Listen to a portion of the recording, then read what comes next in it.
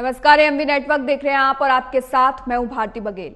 बिहार में सीट बंटवारे को लेकर नाराज चल रहे केंद्रीय मंत्री और लोक जनशक्ति पार्टी प्रमुख पशुपति पारस।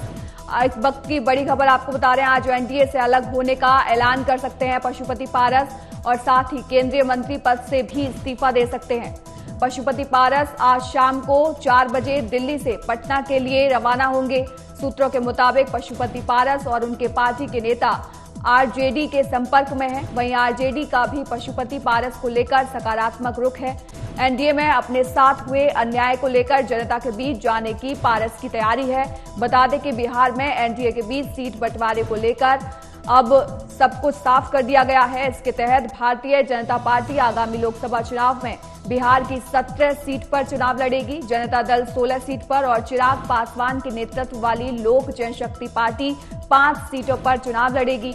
आपको बता दें कि सीट बंटवारे को लेकर हुए समझौते में राजग में शामिल केंद्रीय मंत्री पशुपति पारस के नेतृत्व वाले राष्ट्रीय लोक जनशक्ति पार्टी के दावे को नजरअंदाज किया गया है और उसे एक भी सीट नहीं दी गई है, जिसके बाद से चाचा पारस पार्टी से नाराज बताए जा रहे हैं। और आपको बता दें कि यहाँ ये भी कहा जा रहा है कि कैबिनेट बैठक में आज वो इस्तीफा भी दे सकते हैं।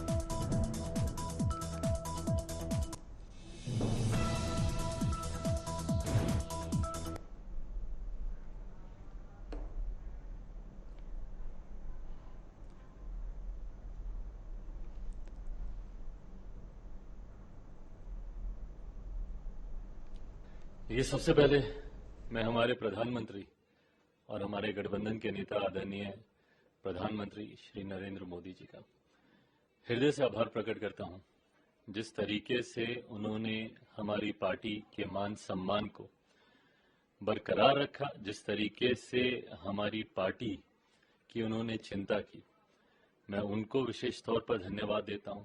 हमारे गठबंधन के अहम सहयोगी जनता दल यूनाइटेड और हमारे मुख्यमंत्री नीतीश कुमार जी, इस गठबंधन में मौजूद हमारे तमाम साथी उपेंद्र कुशवाहा जी, आदरणीय मांझी जी, तमाम साथियों का मैं आभार प्रकट करता हूं कि उन्होंने जिस तरीके से इस गठबंधन को मजबूती देने के लिए इतनी सहजता से सीटों का बंटवारा किया।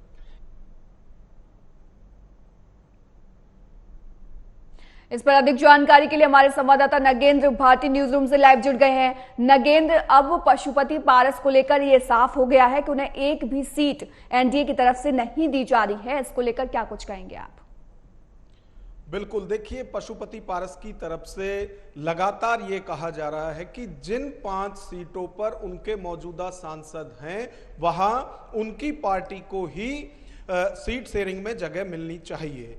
और जब उन्होंने अभी 2 दिन पहले प्रेस कॉन्फ्रेंस की थी तो उस वक्त उन्होंने कहा था कि यदि एनडीए में उनकी बातें नहीं सुनी जाती हैं तो फिर वो दूसरे विकल्प पर चर्चा करेंगे। अब आप देखिए कि कल एनडीए का बिहार में सीट शेयरिंग क्लियर हो चुकी है कि 16 सीट पर जेडीयू चुनाव लड़ेगी, 17 सीट पर बीजेपी, 5 सीट पर एलजेपी रामविलास यानी चिराग पासवान की पार्टी चुनाव लड़ेगी। 1 सीट जीतन राम मांझी को दी गई है और 1 सीट उपेंद्र कुशवाहा को। यानी कि आरएलजेपी जो पशुपति पारस की पार्टी है उसको नजरअंदाज किया गया है गठबंधन में। उन्हें 1 सीट भी नहीं दी गई है। जो वो 5 सीट मांग रहे थे उनमें से 1 सीट पर भी एनडीए ने उन पर भरोसा नहीं किया है। अब 11:30 बजे के आसपास लगभग कहा जा रहा है कि पशुपति पारस प्रेस कॉन्फ्रेंस करेंगे और उसमें वो क्योंकि नाराज है और नाराजगी इतनी बढ़ गई है कि वो अब अपने केंद्रीय मंत्री के पद से इस्तीफा देंगे और अब यह माना जा रहा है कि एनडीए से उनकी राह अलग होगी और यह भी हो सकता है कि वो आरजेडी के साथ गठबंधन में चले जाएं, यानी कि इंडी अलायंस की तरफ वो चले जाएं। वो साफ कह चुके हैं कि जिन 5 सीटों पर उनके मौजूदा सांसद हैं वो उन 5 सीटों पर हर हाल में लड़ेंगे। तो ये कह सकते हैं कि एनडीए में भी टूट देखी जा रही है।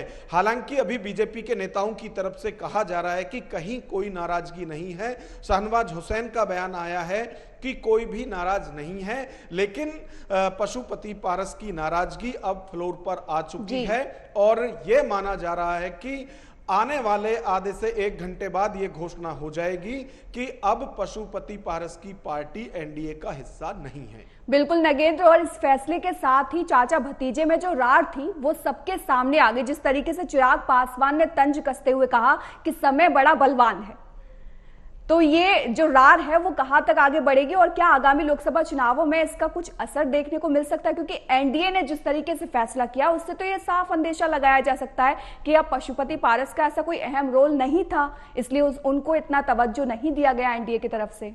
नगेंद्र, बिल्कुल, देखिए अभी यदि आप मौजूदा स्थिति देखेंगे बिहार की जो लोकसभा सीट है, 40 सीटों पर एनडीए पिछली बार लड़ा था और सिर्फ 1 सीट हारे थे जो कि जेडीयू का प्रत्याशी था। बाकी सभी अपनी अपनी सीटों पर काबिज रहे थे। अब आप देखिए कि जो चिराग पासवान हैं वो जमुई से सांसद हैं, मौजूदा सांसद हैं वहां से, और बाकी की जो एलजेपी की सीट थी उनमें से 5 सांसद जो हैं वो चाचा पशुपति पारस के साथ थे। लेकिन अब जो बीजेपी ने विश्वास किया है वो 1 सीट वाले चिराग पासवान पर किया है और उन्हें इस बार एनडीए में 5 लोकसभा सीट दे दी गई हैं लड़ने के लिए। और जैसा कि चिराग पासवान भी समय समय पर कहते रहे हैं कि वो नरेंद्र मोदी के हनुमान हैं, तो इस बार आप देखिए कि बीजेपी ने हनुमान पर ही विश्वास किया है। और अभी जो चिराग पासवान कह रहे थे कि वो सबका धन्यवाद कर रहे थे, चाहे जेडीयू था, चाहे जीतन राम मांझी की बात करें, उपेंद्र कुशवाहा की बात करें, प्रधानमंत्री नरेंद्र मोदी की बात करें, लेकिन एनडीए में घटक दल में अभी तक भी उनके चाचा पशुपति पारस भी हैं, लेकिन उनका उन्होंने कहीं जिक्र नहीं किया। तो जो तलखी है, नाराजगी है, वो दोनों के बीच में आप बयानों के माध्यम से ही देख सकते हैं। अभी जो विनोद तावड़े हैं प्रभारी बीजेपी के बिहार के लिए, ठीक है नगेंद्र, आप लगातार हमारे साथ बने रहिए, आपसे आगे भी अपडेट लेते रहेंगे। इस बीच एक और बड़ी खबर आपको बता दें, बिहार से जुड़ी हुई इस वक्त की एक और बड़ी खबर आपको बता रहे हैं। बिहार की सियासत में एक और बड़ी खबर ने रुख मोड़ दिया है एनडीए सीट शेयरिंग को लेकर। बिहार में तनातनी, पशुपति पारस के बाद उपेंद्र कुशवाहा भी नाराज चल रहे हैं। सूत्रों के हवाले से खबर आपको बता रहे हैं, सीट बंटवारे के बाद कुशवाहा भी नाराज चल रहे हैं। 1 सीट मिलने से उपेंद्र कुशवाहा नाराज चल रहे हैं। 2 सीटों की मांग कर रही है उपेंद्र कुशवाहा की पार्टी। इस वक्त की बड़ी खबर आपको बता रहे हैं बिहार की सियासत से जुड़ी हुई। देखिए किस तरह से एक के बाद एक नया मोड़ बिहार की सियासत लेती जा रही है। पशुपति पारस के साथ उपेंद्र कुशवाहा भी नाराज दिखाई दे रहे हैं। सूत्रों के हवाले से खबर हम आपको लगातार बता रहे हैं, 1 सीट मिलने से उपेंद्र कुशवाहा की नाराजगी सामने दिखी है और वो 2 सीटों की अब मांग कर रहे हैं। इस वक्त की बड़ी खबर बिहार की सियासत से जुड़ी हुई। एक बार फिर से लगातार हमारे साथ संवाददाता हमारे नगेंद्र भाटी जुड़े हुए हैं, उनसे उनके पास जाना चाहेंगे। नगेंद्र, अभी हम बात कर ही रहे थे पशुपति पारस की और अब सूत्रों के हवाले से खबर भी आ रही है कि उपेंद्र कुशवाहा की भी नाराजगी देखने को मिल रही है, क्या कुछ कहेंगे आप?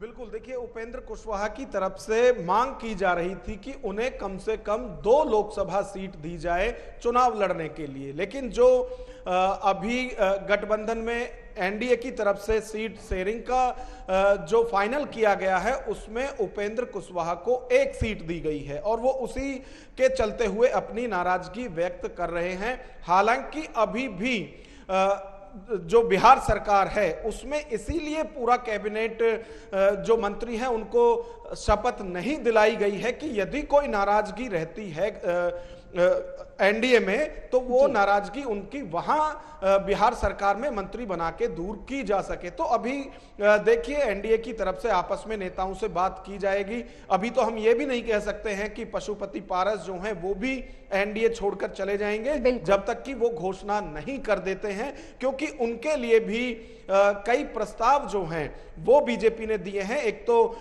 उनको खुद को राज्यपाल बनाने का या फिर एक राज्यसभा सीट देने का। तो देखिए अभी बात होती है तो क्या बात बनती है या फिर एनडीए से अलग पशुपति पारस हो जाते हैं। नगेंद्र, जिस तरीके से पक्ष में तनातनी चल रही है इसी तरीके से विपक्ष में भी तनातनी चल रही है। मतलब बिहार की सियासत जो है वो वाकई में बहुत ज्यादा दिलचस्प होती जा रही है दिन पर दिन और यहाँ फैसला करना बहुत ज्यादा मुश्किल होता जा रहा है गठबंधन के लिए। तो क्या हम ये मान सकते हैं कि सीट शेयरिंग गठबंधन पर हावी पड़ रही है?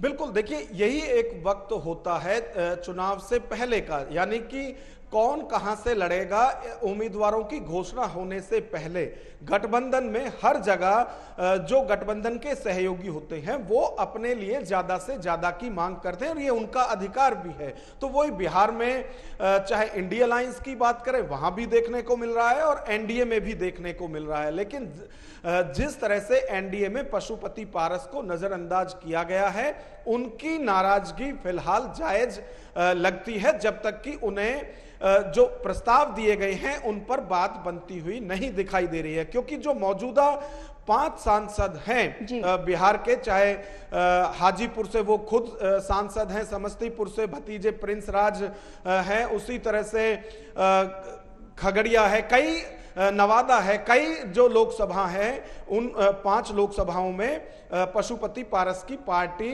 के वहां सांसद हैं। तो उनकी नाराजगी अपनी जगह जायज है, लेकिन अब देखते हैं कि एनडीए में उनकी कहां तक और कितनी सुनवाई होती है।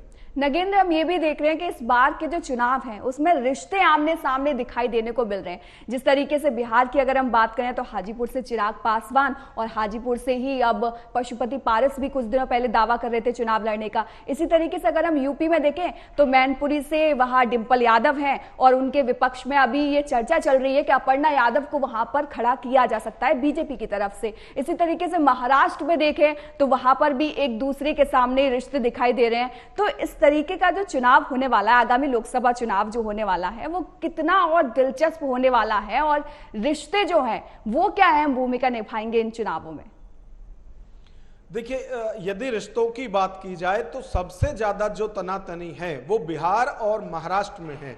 आप देखिए कि महाराष्ट्र में शरद पवार और अजीत पवार दोनों अलग अलग पार्टी बना चुके हैं, यानी जो एनसीपी संयुक्त रूप से 2019 का चुनाव लड़ी थी उसके 2 हिस्से अब हो चुके हैं, और एक एनडीए का हिस्सा है, एक इंडिया अलायंस का है। उसी तरह से आप बिहार में आइए तो यहां भी चाचा भतीजे जो हैं वो एक दूसरे के आमने सामने हैं। हालांकि अभी तक इस पल तक दोनों ही एनडीए का हिस्सा हैं, लेकिन कब दोनों की राह बदल जाए ये नहीं कह सकते। उसी यदि हम उत्तर प्रदेश की बात करें कि यहां थोड़ा मामला अलग हम कह सकते हैं, क्योंकि यहां ना तो रिश्तों में तलखी है, ना कोई एक दूसरे के खिलाफ बयान देता है, और जहां तक बात डिंपल यादव के सामने अपर्णा यादव को उतारने की है तो ये चर्चाएं विधानसभा चुनाव में भी चली थी, लेकिन उस वक्त भी अपर्णा को परिवार के सामने चुनाव नहीं लड़ाया गया था। तो अभी भी हो सकता है कि वो सिर्फ चर्चा ही हो। ठीक है नगेंद्र, धन्यवाद तमाम जानकारी के लिए।